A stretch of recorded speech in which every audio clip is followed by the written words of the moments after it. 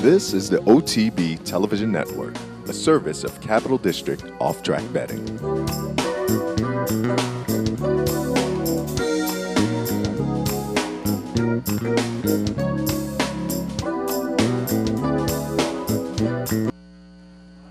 Good morning and welcome to Loose on the Lead on this Sunday morning, as we are every Sunday morning at 10 a.m. Seth Merrow, Equidaily.com, Steve Bick from Sirius and XM's At the Races. Good morning, Steve. Good morning. And last night, Eclipse Awards, we'll hit on that as we go along. We'll be joined by Jay Pribben, who was down in South Florida for the Eclipse Awards, but we'll be joined by him a little bit later on. Some other major news as well. I mean, we had the opening of Oaklawn finally after a delay. We had some off-the-track news that certainly was majorly racing related. So it was an interesting week, capped by the Eclipse Awards last night. Well, and no doubt we'll touch on a bunch of it because Oaklawn got off to a nice start, and certainly we're going to get into the Kentucky Horse Racing Commission's report on Steve Asmussen, not just an exoneration, but a absolute indictment of the embarrassment that is PETA and operations like the New York Times and Joe Drape, who tried to humiliate racing with completely fraudulent claims and completely manufactured video and audio. Congratulations to them. I hope they're proud. In the meantime, though, let's talk about the Eclipse Awards last night. California Chrome, your Horse of the Year. And, Seth, I don't have any real knocks on California Chrome as the 3-year-old champ or the Horse of the Year. I look at some of the vote totals and was a little surprised by some of the spreads. But, here again, it's some of the bedfellows and some of the certain opinions and certain influences that are in the game right now that I think affected the ballot. And there's a few things internally that are need to be addressed, including just this ongoing problem of turf horses being voted in the older category. Do people really need that much instruction on what an older horse is and what a turf horse is? It's a little strange. Yeah, and we talked a little earlier on the Handicappers Report about the vote totals. Horse of the Year, California Chrome 143, Main Sequence 53, Bayern 36. And I said it when we talked about my vote. The controversy in the Breeders' Cup Classic played into how I looked at Bayern. I wasn't sure whether it would with other voters, but given the vote totals, I think it did. I can see making the argument either way because it was adjudicated. And given that, there's not a bad call in the World Series and all, because of that, you don't consider the champions the world champion. So I get it, but it factored in for me, and I think given the vote totals, it must have for other people as well. But as you say, no argument. I put Main Sequence on top, but I have no argument with California Chrome. But yeah, the one thing that did stick out for me, otherwise, I think, you had Untappable as a slam dunk. Unanimous, a clean which was good. Sweep, yeah. Unanimous, we don't get those too often. But the one I agree completely, older male. And I was a first-time voter this year, and I was kind of ambivalent about this topic prior to that. But as I became a voter this year, it was, what was it, a month, 6 weeks ago or so, you and I had Steve Christ on who addressed this. Gary West has talked about it in his ESPN column as well. The older male Eclipse should be a dirt award, and as a voter, I came to buy into that completely because if it's not, then there's got to be a separate dirt category. Otherwise, the older dirt runners, and American racing is dirt racing, and those they don't get their just due. There's a separate turf category. So if you're not going to consider the older male a separate category, then there has to be a separate dirt category. And since there isn't, I think you have to look at that older male as a dirt category. And I went with Palace Malice, but Main Sequence winds up the winner, 127 to Palace Malice 103, and Wise Dan, turf horse, third at 25 votes. Yeah, and you take a peek at a few of the other little anomalies that go on in here, and certain percentage of the votes will become public. Certainly our organization that we're involved in, the National Turf Writers and Broadcasters Association, will publish all of our votes. DRF votes as a group, as does NTRA. And Horse of the Year, how about a vote for Adelaide? Yeah. How about a vote for Take Charge Brandy as Horse of the Year? How about in the jockey category? And 2 abstentions. Well, the 15 people didn't vote. No, I'm talking horse of the year. Yeah, How do you abstain for horse of the year? Yeah, you would think that you would want to be involved in that. One of my favorites was somebody that voted for Alexis Batista as jockey of the year, and Alexis Batista is a nice little jock at Tampa. You probably watch her run, and she won at least 25 races last year and $300,000 in earnings. Are you trying to is somebody trying to? You would have to think. Give some exposure, I guess, to her. The other topic that comes out of these eclipses that is tough, and I've grappled with it to some degree too, is juxtaposing the raw dollars and raw number of starters and winners when it comes to the human categories, specifically owner, breeder, and trainer. And Todd Pletcher, and for the first time in my 4 votings, I voted for Todd Pletcher, and afterward I've thought about it later, and I said probably should have had Chad Brown as the number 1.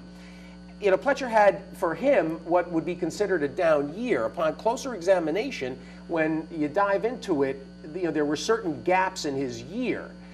He didn't have a grade 1 win from an older horse after June, and it really had no impact in the Breeders' Cup, and other than Commissioner's performance in the Belmont, not a great Triple Crown season. Now that isn't to say that he didn't win a ton of stakes, which he did, but he's got a ton of horses, some of the best horses. So I don't know. I maybe myself will indict myself on this area, but Ken and Sarah Ramsey as owner and breeder again this year, I'm sorry. They didn't have a particularly outstanding year. And from the breeding standpoint, it comes from one horse, from Kitten's Joy. And there were a lot of other better choices on both ends of this. I mean, in terms of ownership, Kaleem Shah had the best year as an owner, and he got 20 first-place votes, mine among them. I think some people are just looking at raw statistics and just assuming, okay, they had the most wins and made the most money. That means they had the best year, and that's not the case. And I'll admit, I voted Ramsey tops in both those categories, and I think you can make the argument that they had great years. But I did look at the raw numbers. I'll readily admit that. But it's a tough category to know how to parse out and really decide how to make your decisions there, because the Ramseys, from the lowest end of the claiming ranks to the highest end of the stakes caliber, they have had a few great years. And so it's hard not to look at those numbers and really respect them. And historically, I think we'll look back and say, these guys were potent owners for quite a while. But I completely understand what you're saying. It's just how do you parse it out? It's very tough. It's very hard. Well, a couple of the nice results, certainly Work All Week. Roger Brueggemann, who is an anonymous trainer out of the Midwest, a exceedingly shy and quiet guy, Midwest Thoroughbreds, tabbed him, and it's been a great marriage. Congratulations to them for Male Sprinter. Wesley Ward, who had a really terrific year, and of course with Mike Maker was a big part of the Ramsey success, along with Dale Romans and Chad Brown and Todd Pletcher and all the other trainers that they use. But a few other notable things. Day at the Spa. Congratulations, of course, to Chad Brown, but also another New York bred champion, Steve Lehman and Pete Bradley and the Frankel brothers. What a perfect season she had. The 2-year-old's American Pharaoh's work rewarded before his not being able to run in the Breeders' Cup. He edges Texas Red. Take Charge Brandy ultimately overwhelms Lady Eli, who I think is going to be a much better horse historically down the road than Take Charge Brandy.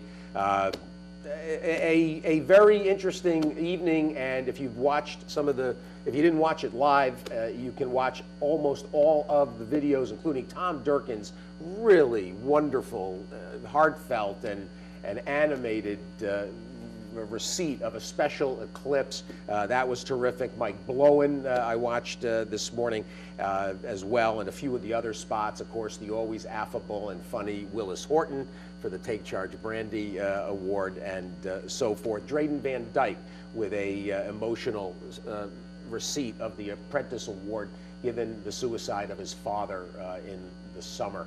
while they were at Del Mar, and a wonderful, a really nice young man that Tom Proctor cultivated into an Apprentice Jockey Eclipse Award win. So, and speaking of that apprentice category, Drayden Van Dyke, an overwhelming winner, but in second was Juan Saez, a guy who you mentioned, you put on your ballot. And I have to admit that kind of slipped under my radar, but that was a good call. Well, second in the voting, but he wasn't a finalist.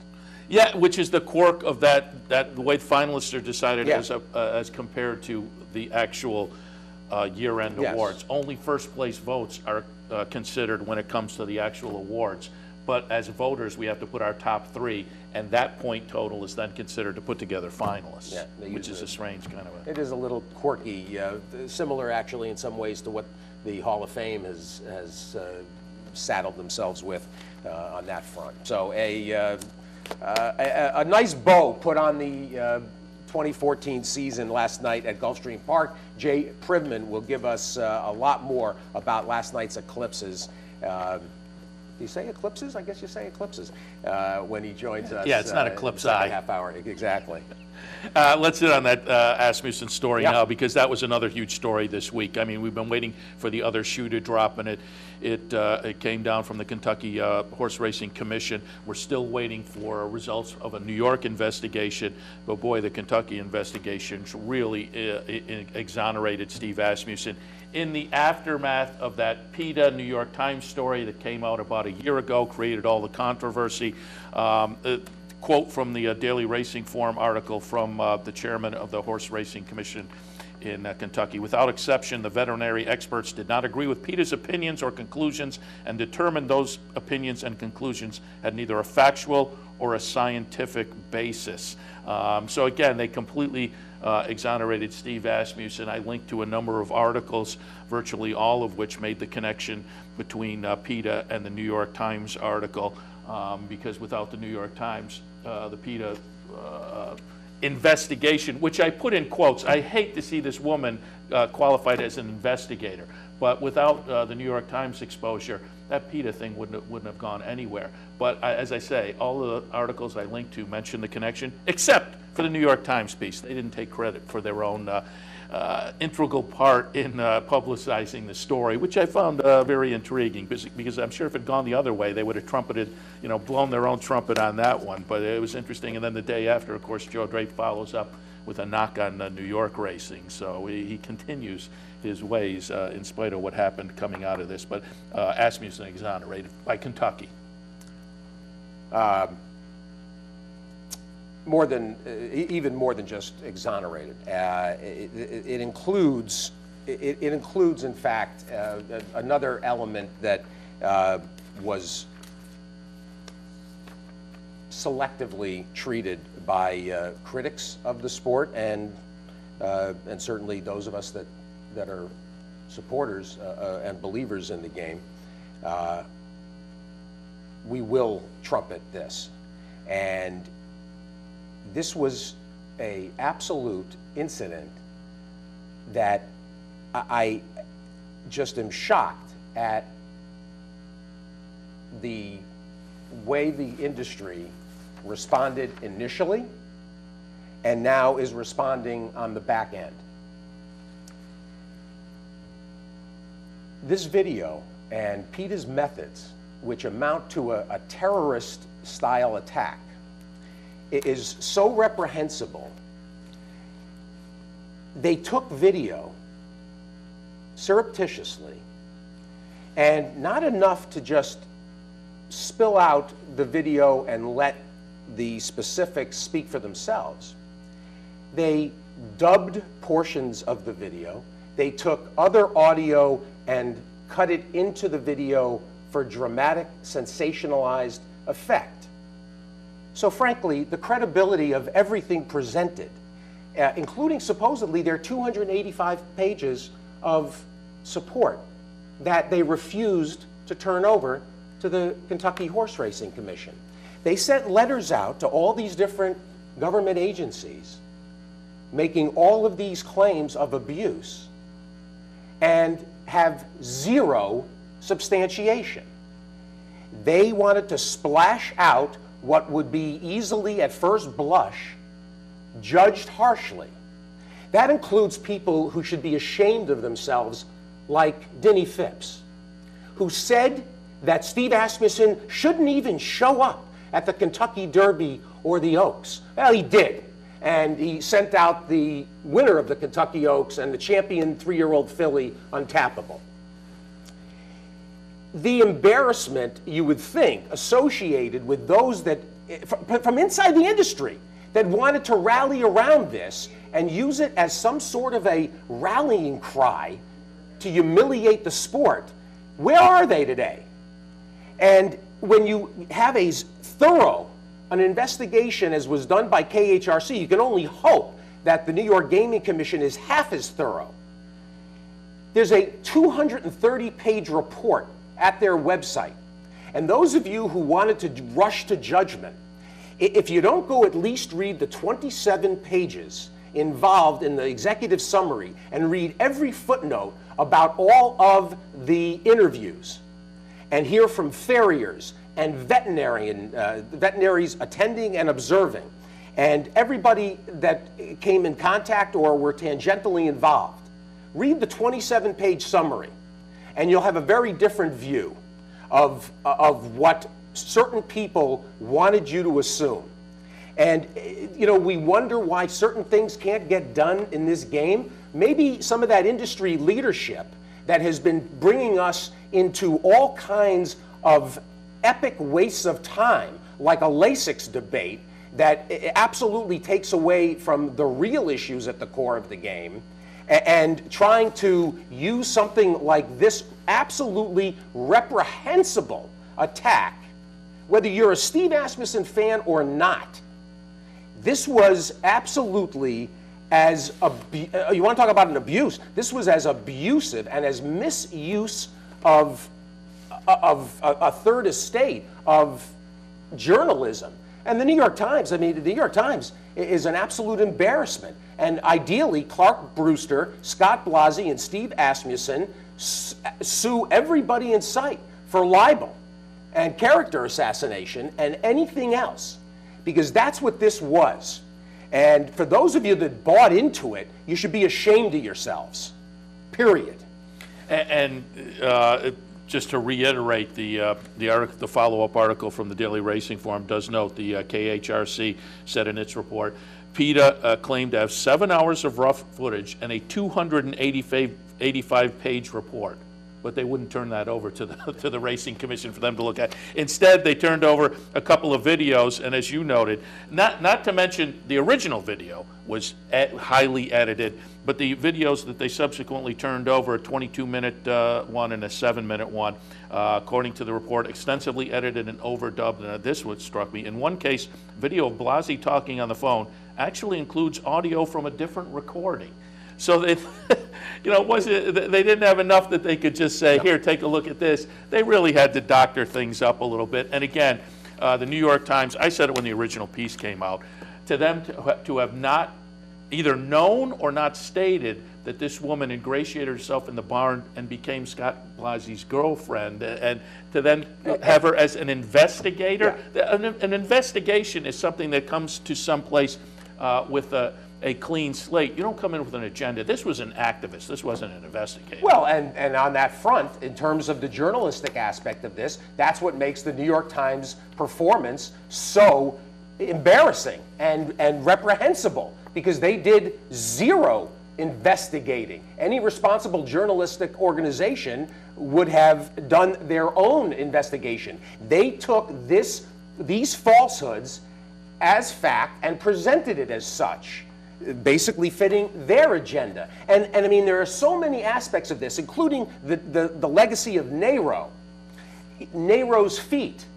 If you want to learn about the farrier trade, and you want to learn about what it's like for a farrier working on a horse with thin hoof walls and various issues, having to use glue-on shoes because you can't use nails, read the 27-page summary. And if you really want to learn about the game and be able to judge things from in this arena, read the whole report. And I still haven't gotten through the 200 pages and all of the attachments, but you will be stunned, including things like Steve Asmussen's record in terms of some of the allegations, because most people don't even know what specifically PETA was alleging and what they said and what they demanded from state organizations and government organizations in regards to their evidence. Because every single one of those things was investigated at length, substantively, by the KHRC. And you will be amazed. In virtually every case, the allegations, the exact opposite is true. And the vet they used, who wasn't in the barn and was only basically commenting as a hired third party, making claims that they can't possibly know about. Even Karen Rosen, and this hasn't even been brought out.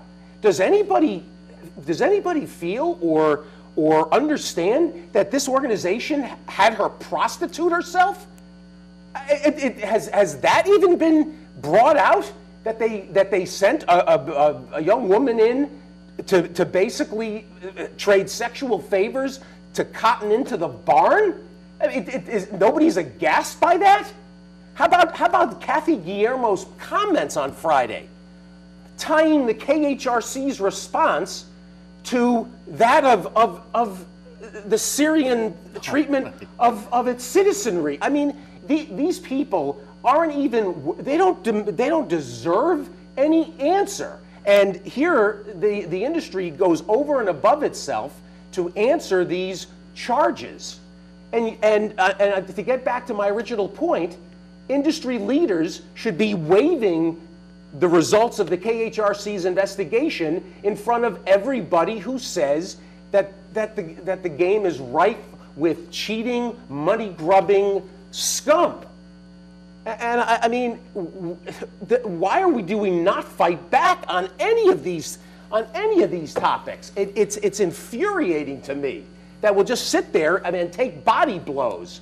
And instead, I mean, no other professional sport would not fight back at these kinds of outlandish and completely unsupportable claims. And we're doing ourselves a disservice to take those kinds of blows, because it's a death by 1,000 cuts.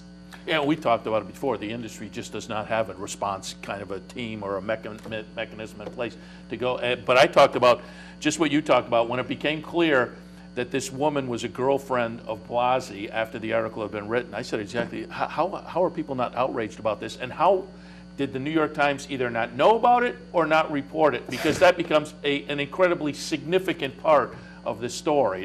But everybody referred to her as an investigator, which was kind of amazing. And I'll just add in Mike Kane's piece in the Thoroughbred Daily News about this story. He quoted Steve Asmussen's lawyer, and I'll get the Clark quote Brewster. here. Yeah, when the New York Times did their article, we reached out to Joe Drape and said, listen, we'll show you documents and why what was said here is not true. He just wasn't interested in having that. He was just interested in sensationalizing. Speaking of which, I mean, speaking of Joe Drape, who wrote article after article at Jess Jackson's behest about Curlin and Rachel Alexandra. So that means he spent considerable time in the barn of Steve Asmussen for 2-3 seasons. If there was such rampant abuse, it had to go back to that period. How come the intrepid investigative journalist didn't have anything to say about it then?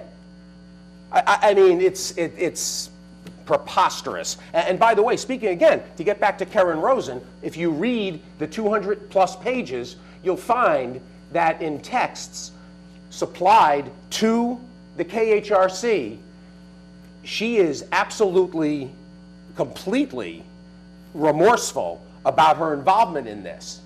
And I'm telling you, if you do not spend an afternoon or at least an hour or two, if you have want to form a serious opinion, at least read the 27-page summary at the KHRC website. And basically, in every article about this, about the presentation on Friday, there's a link to it. And you'll learn a lot about how the inner workings of a barn work, and the way people have presented certain elements. And if you want to think that Scott Blasey is a coarse and you know, kind of you know, silly individual, that's fine. I've known Scott Blasey since 2000, and anybody who knows him certainly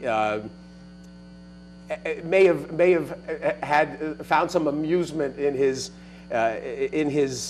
presentation. That's not really Scott Blasey, and anybody who has worked around him, he's hard as nails.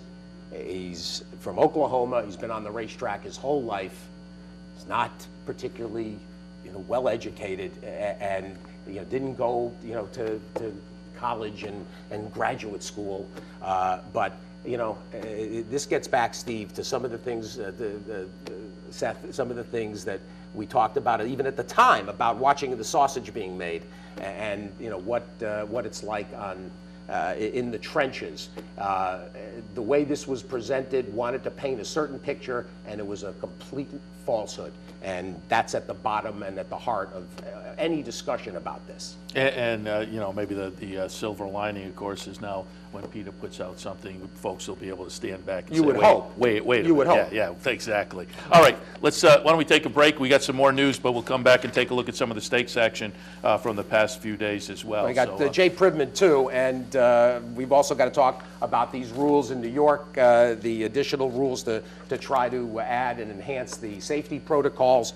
and got a few other tidbits here. Of course, nice racing yesterday around the country, particularly, of course, in South Florida at Gulfstream, the Sunshine Millions card, as well as the kickoff to the road to the Louisiana Derby and the Fairgrounds Oaks at Fairgrounds. And here was Ramsey and Maker, just like last year with Vickers in trouble. They, with a slight upset, like that horse, that international. I liked it too. I like the Asmussen horse, but tis now RJ. But all right, well, I'll take a look at some of that when we come back. Loose on the lead. We'll continue. Stay tuned.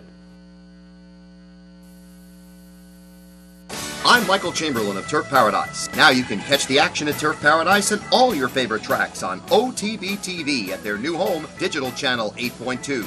You can also find them on Time Warner Channel 1250 and FiOS Channel 467. Go Zephyr kicking clear, and Go Zephyr is pulling away impressively. Hysterical Lady, Ginger Punch to win it. And it's Wilco in front, and he's going to pull off a huge upset here. But it's Round Pond going on to take the distaff. Awesome again. Sire of 10 Grade 1 winners, 4 Breeders' Cup champions, and 4 multimillionaires, standing at Adena Springs.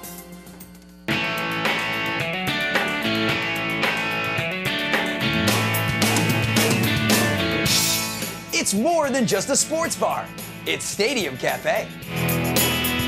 Located at 389 Broadway in Saratoga, it's the place to be for great times and great food.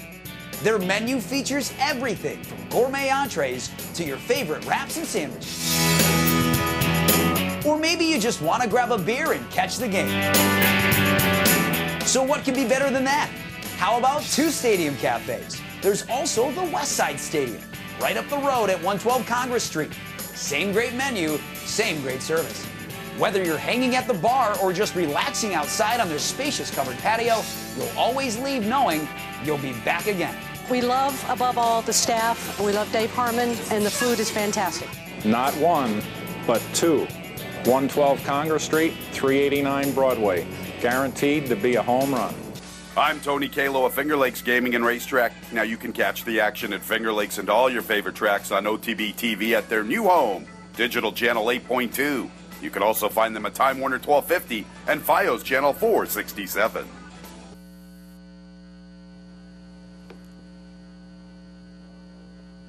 Nope, we're back on.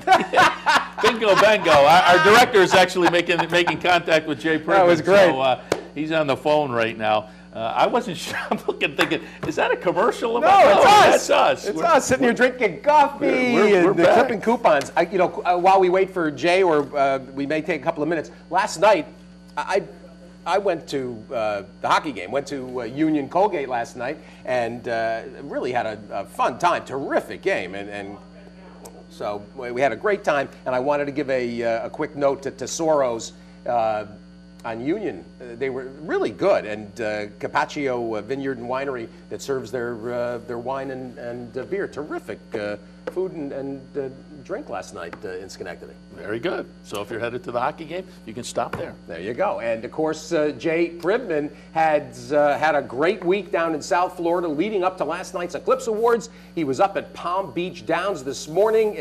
There's no stopping Jay when he's got an opportunity to hit all the heights as the Derby Watch Trail gets going. Jay, good morning. Good morning, guys. How are you? Excellent. Jay, first and foremost, you were close to this California Chrome story from early on, long association with Art Sherman and his sons Steve and Alan. What a feel-good result last night. Well, it's certainly a popular result, and I don't think really you could have gone wrong with any of the choices for Horse of the Year among the three who ended up being the finalists. They all had the types of campaigns that were worthy of being rewarded with year-end honors. Bayern had a great year, California Chrome had a great year, and so did Main Sequence. The California Chrome proved the most popular and won 2/3 of the Triple Crown, and he was the only horse in the country to win Grade 1 races on both turf and dirt. And I think when you win a race like the Kentucky Derby and a race like the Preakness, then you finish off the year with a win after going on a mini losing streak. That last taste in everybody's mouth is a good one, and I think all that combined to get him over the hump. Jay, the Eclipse Awards may be a little bit different than things like we're more familiar with, like the Golden Globes or the Oscars. The folks who get up are not necessarily used to the limelight, so not used to maybe getting up in public speaking or whatnot. But it seems like every year there's one or two or three of the awards responses that are pretty good. What were one or two of the highlights from last night?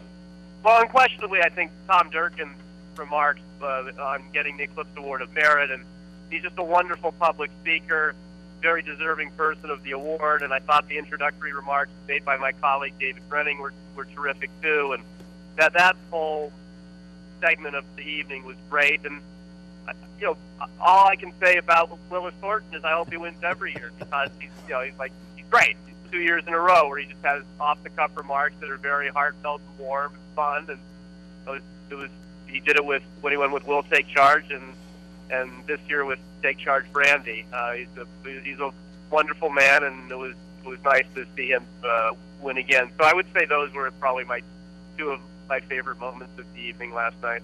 And both of those moments, Jay, clearly, if you're just basing it on Twitter verse response, you could tell that they hit their marks.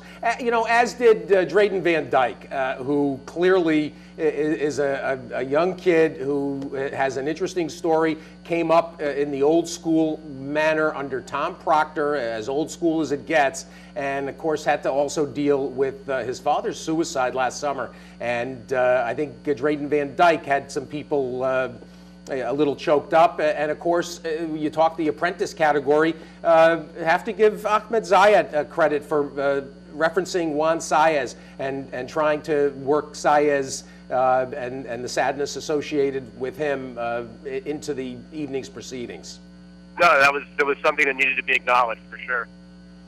Jay, it was something that needs to be acknowledged going forward, it seems, is the situation that keeps finding turf horses infiltrating the older female and older male voting. Give us your treatise on this. Here was Main Sequence eclipsing, quote-unquote, Palace Malice. Well, it's almost like things have gone 180 degrees in terms of those kinds of categories. So years ago, the grass category was created because grass horses were being overlooked and overshadowed by dirt horses when it came for older male awards. And so they rightly had their own category, and I think that was a fair thing to do. But now it's kind of gone, like as I said, 180 degrees around, and you've got grass horses who are winning both categories. And I think the spirit of the award for older male is for it to be older dirt, for a horse who runs primarily on dirt. But it doesn't say that in the instructions to voters. Voters are free to do whatever they want, just as voters apparently are free to vote for horses like Adelaide and Take Charge Brandy for Horse of the Year, as absurd as that may be. But certainly voting for Main Sequence doesn't rise to a level of absurdity. I mean, he had a great year, and he's a worthy Eclipse Award winner. I think, though, there is talk amongst the three sponsoring bodies of the Eclipse Award, the Daily Racing Forum, the National Turf Writers and Broadcasters Association, and the NTRA, to make those categories more definitive, and to say that that's supposed to be for older dirt horse. And then, for instance, we'll look at it from last night. You know, Palace would probably have won, and Main Sequence would have won grass. But if you end up in a situation with a horse who has the aptitude to run and win on both surfaces, you certainly could make a case for that horse to win in both categories. But I think the spirit of that award of older male is to reward a dirt horse, which is why the grass category was created. And I think you're going to see that, and for filly and mare as well.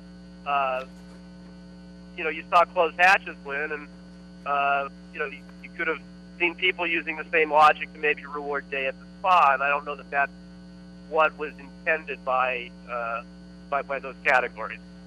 Similarly, Jay, and you and I have had this discussion on radio, I'm curious about the more widespread discussion down there about the cumulative categories, trainer, owner, breeder, that, and Seth and I touched on it, you know, that seems to very regularly be just a summary of who's atop the financial tote board and the win tote board. What can be done to acknowledge accomplishment kind of beneath the surface about some of the smaller, you know, less factory-oriented operations? Well, I don't even know that you need to not reward less factory-oriented operations. I think you just need to have a smarter electorate. I think, honestly, there's too many people who vote who are not informed and just look at a table and robotically. I mean, I don't even know why you need voters if you're just going to automatically vote for the leading breeder, owner, trainer, and jockey for whoever's atop the money list, which is what happened last night. There's no need to vote for that. You could just have a robot tell you that. You know, my way, and everybody votes differently, but my way of doing it is I think your ballot for those categories should reflect how you voted for the horses. And for instance, if you were one to back Main Sequence for older dirt male and or older male, I should say, and grass male, you would think that you might have wanted to reward Graham Motion or the Niarchos family's Flaxman Holdings, you know, who own and bred that horse. You know, similarly for California Chrome, Art Sherman, Terry Martin, and Steve Coburn.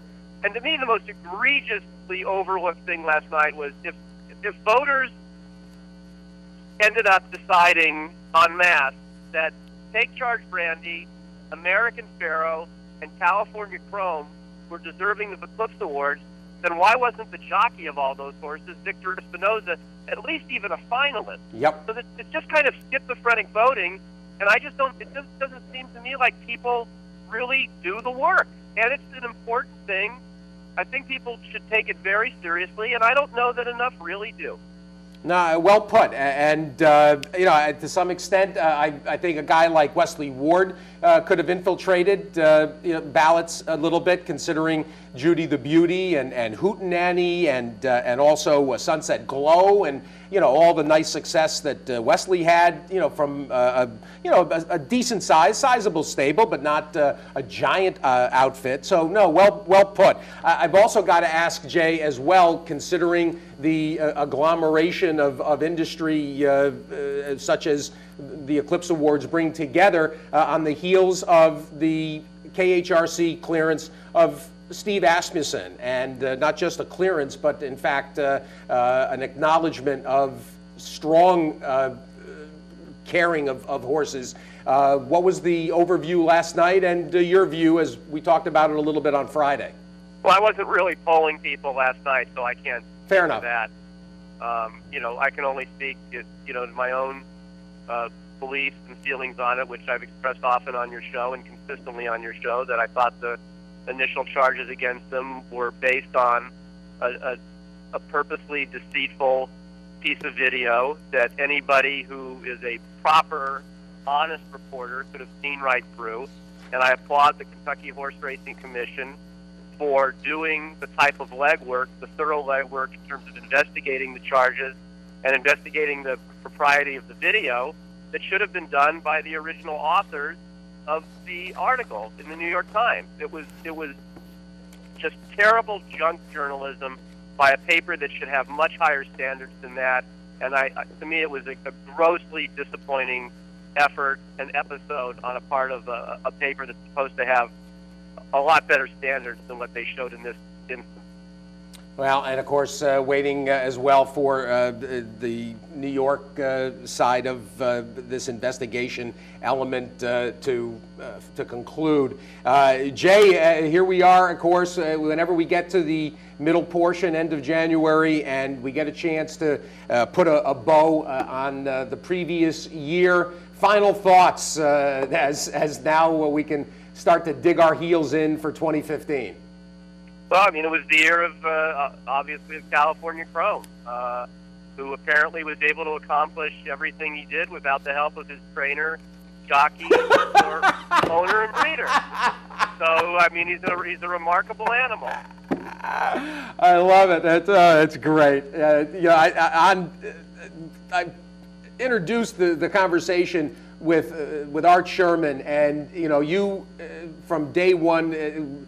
I think we're as eager and excited back when he started to flash the talent as a 2-year-old to celebrate Art as much as the horse's accomplishments.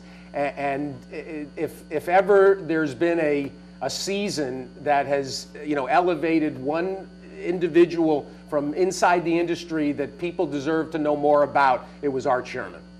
Yeah, that's for sure. I mean, there's a lot of people in the sport who are like Art Sherman, who are terrific horsemen, who've been in the game a long time, but they haven't had the big money behind them. And let's face it, this was lightning in a bottle. It's not like they went out and bought a $1 million yearling. This horse is from an $8,000 mare and a $2,500 sire, and he turned out to be the best horse in the country last year.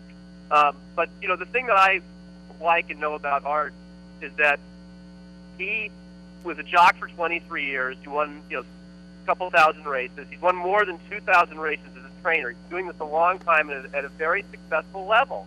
He knows what he's doing, and if there was ever an example of what he knew what he was doing, not only in terms of winning the Kentucky Derby and all that comes with that, but the roll of the dice that he took after the Breeders' Cup, when initially he thought he was going to shut the horse down for the year, and he trusted his instincts on what he saw, and he ran in the Hollywood Derby on grass at Del Mar, and I mean, he put everything on the line, because if he loses that race, he gets nothing. And instead, he won the race, and he gets everything. And he came up with 2 votes for Turf Horse of the Year, too. Well, to each his own. And Jay, as Steve said, wrap up 2014. Let's look ahead at 2015. One of the stories of 2014 for me was the dominance of the 3-year-olds over the last few months. And it seems like a really nice handicap division is shaping up, and being Southern California based, you're familiar with some of the main players there. Talk a little bit, about Opportunity last week and about the potential for this San Antonio that's coming up. Well, yeah, Opportunity's race is very good. He was well back and got a nice run up the rail under Martin Garcia to win the race. I'm not sure he's necessarily going to go in that race. He may. You're for sure going to see California Chrome in the San Antonio. You're for sure going to see Shared Belief in that race. You might see Bayern. I'm a little doubtful at this point. He's had a minor training setback, but it might be enough to cause him to miss that race. But it's a good group of horses, starting with just those 4 off the top of my head. And you look at last year's Breeders' Cup Classic, where you had the first 6 across the wire with 3-year-olds. And Wicked Strong, I saw the other morning up at Palm Meadows. He's back in training, and he'll run at Gulfstream before the meet's out, and then head north. So you've got him. You've got an older horse like Palace Malice staying in training. One of the neat things about the Eclipse Awards last night, we were talking about the finalists, Bayern and California Chrome and Main Sequence. They're all staying in training for this year, and as are a number of other horses that won awards last night, and that's very gratifying for the sport. Well, no doubt about it. Jay, as always, very appreciative of the time and the reporting and everything that went into the 2014 season, culminating last night with the Eclipse Awards. Looking forward to having the year really pick up some pace. Have a safe trip back. When you're going back to California? Heading home tomorrow, and just want to say, Steve and Seth, it's always great to be on with you guys. Jay Privman, and a rare opportunity to get Jay on a Sunday morning, because typically in California on Sundays it's tough to get him. Of course, he was down in Florida all this week up to the Eclipse Awards. We're going to stay around, or want to take a quick one? Take a quick break. We'll come back and take a look at some of the racing action from yesterday. So stay tuned. Loose on the Lead continues.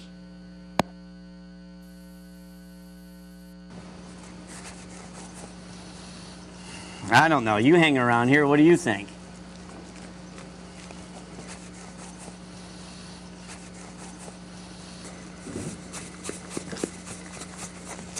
Fascinated by the world of horse racing? Interested in honing your handicapping skills? Class is in session. Night school, Monday nights. Easy to access online. It's free, interactive, and informative for the casual and serious race fan. Horse Player Now Buzz. Live horses to watch emailed to you daily. Our eyes, your prize. Night School in the Buzz. Visit horseplayernow.com for details.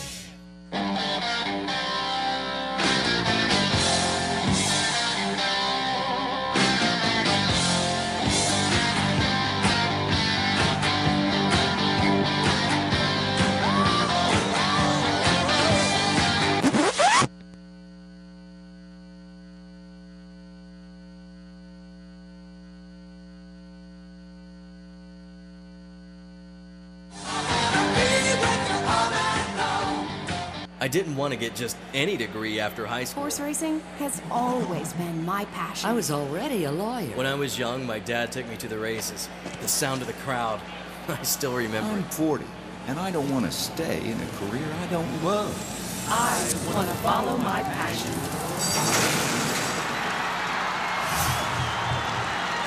Follow your passion at the University of Arizona Racetrack Industry Program. Missed one of our TV shows? No worries. Now you can catch all your favorite programs online. Simply log on to CapitalOTB.com and click on the YouTube link at the bottom of the homepage. And look for our new podcast coming soon. CapitalOTB.com. Log on today. Welcome back. Let's get right into some of the racing action over the past few days. Want to go back to opening day at Oaklawn. Delayed, of course, because last week they had the weather, but they opened on Thursday. And who would have thunk it? The finale for the day on Thursday was kind of a fun race, the ninth race, because it was the return of Ride On Curlin. Ride On Curlin, of course, had been in all three of the Triple Crown races last year, but had been off since the Belmont Stakes. Makes the comeback last 30. Ride On Curlin, the number 6 horse, gets it done, just gets it done as the even money favorite under John Court, but it was a pretty nice comeback effort. Well, he's not even in the picture here. Now you're going to see him. Look at this. Look at what's going on here as John Court gets into him and somehow gets up in the last stride. This is a spectacular performance from a horse that is a route goer at this point. And last year, it's funny, he kicked off his 3-year-old season similarly winning a sprint at Oaklawn for Billy Gowan and Dan Doherty. That's a very encouraging comeback. And to start that pick 4 actually on Friday, a horse by the name of Attain in an allowance came from absolutely even further back than Ride On Curlin and got up in the last strides at even money. So Oaklawn, a great opening weekend, and they're going to run a course through tomorrow. The Smarty Jones gets things going on the road to the Arkansas Derby. So a very encouraging start for now a handicap horse in Ride On Curlin. He was eased in the Belmont. So Commissioner came back, of course, this past week last week at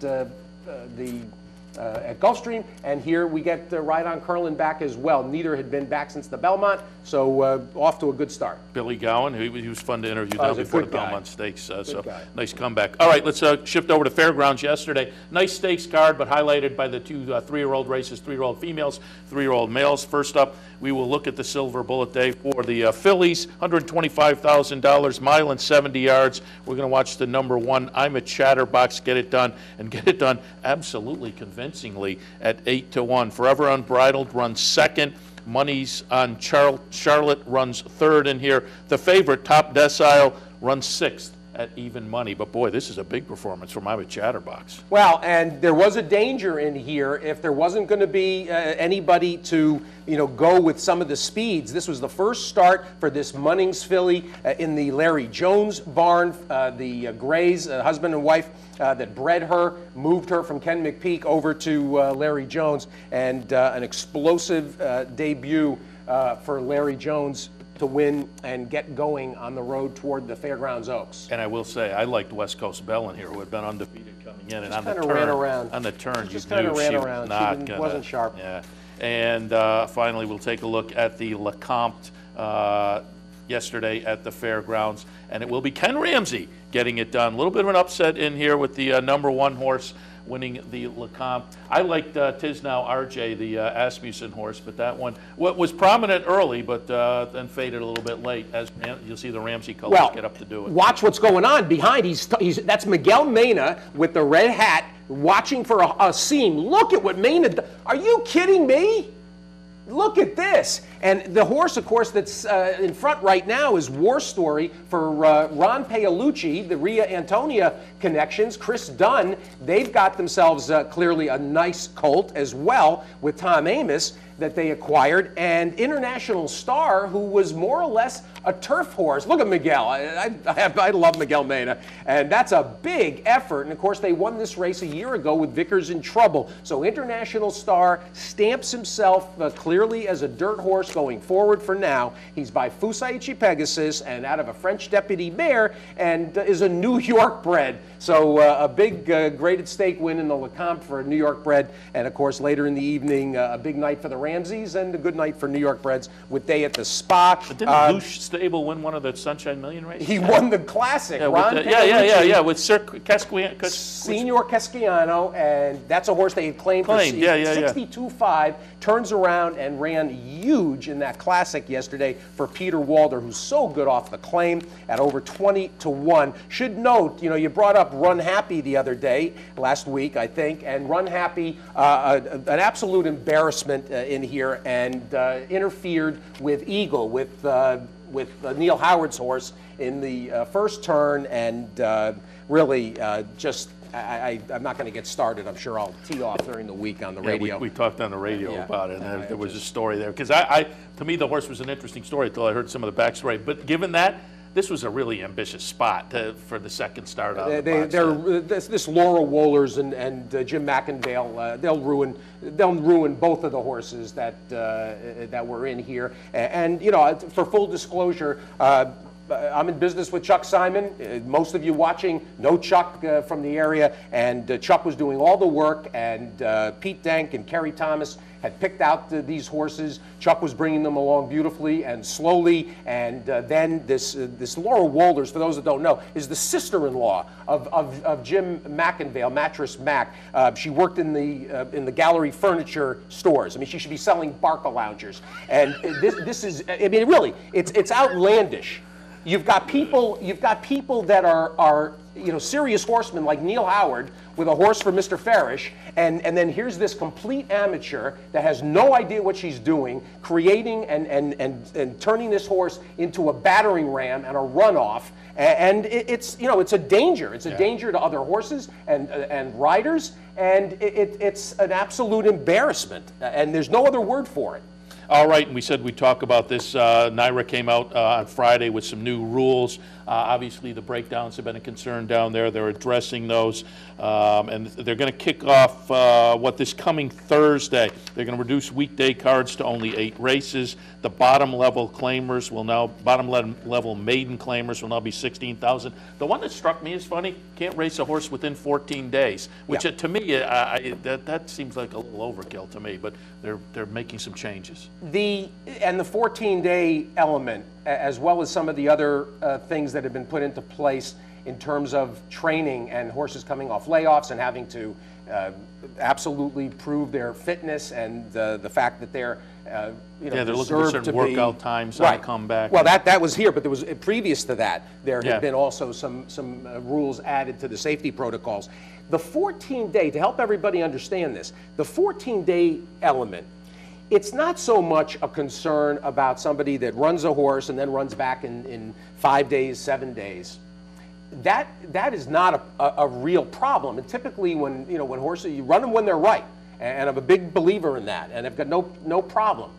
The problem is for the perception and some of the issues that are created when people are running back 3 and 4 times in 14 or 17 or 21 days. That's why this 14-day rule is put in, so that a horse can't run 3 times in 14 days. Now they can only run 3 times in 28 days. And that portion of it, granted, people are, somebody actually very cleverly on Twitter said to me, they can call it the Murray-Guerin rule. Yeah. And of course, Murray-Guerin would run a horse 3 times in a week if the conditions were right. You think about a horse like Federal Funds, who he ran 150 times in Oscar Barrera. Well, Barrera too, but there's a perception issue here, and I'm not somebody that believes in perception is reality. I'll go with reality is reality. However, doing things to insulate the game from potential embarrassment and potential problems, you can understand. And I don't know if all of this is fully appropriate, but it's understandable. And from that standpoint, you do what you feel is prudent. So I understand why they're doing it. Yeah, things change up on Thursday. Most of these new rules go into effect. All right, going to wrap things up for this edition of Loose on the Lead. Don't forget, if you have questions, comments, or suggestions, we would love to hear from you. You are absolutely invited to email us at looseonthelead@yahoo.com, looseonthelead@yahoo.com. Go over and visit our Facebook page as well. We're going to wrap things up for this Sunday morning. Seth Merrill and Steve Bick, we're here every Sunday morning from 10 until 11 a.m., except you're what, three Sundays? You're Vegas, California, Florida over the next? Well, let's see. We'll be in Las Vegas for the National Handicapping Championship, and we wish everybody from the district and Capital OTB players, we wish you best of luck at Vegas, and we'll see you out there at the Treasure Island. So we'll be broadcasting Thursday through Monday, including Saturday and Sunday. Oh, nice. And that'll be available at the NTRA's website and DRF's website, and there's a good chance Sirius is going to throw some time, if they've got the bandwidth, to put us up on Sirius on 5 to 8 on Saturday and Sunday with live NHC coverage. But then let's see, I think I'm back, and then Florida. Okay, all right. So we'll look for you in a couple, but we'll talk to you next. We'll talk to you live Sunday from Vegas. From Vegas, nice. And all of that Vegas, will be next week when you can join us again at 10 a.m. next Sunday morning for more Loose on the Lead. As far as this week, enjoy the racing, and I'll see you again tomorrow for Racing Across America. See you then.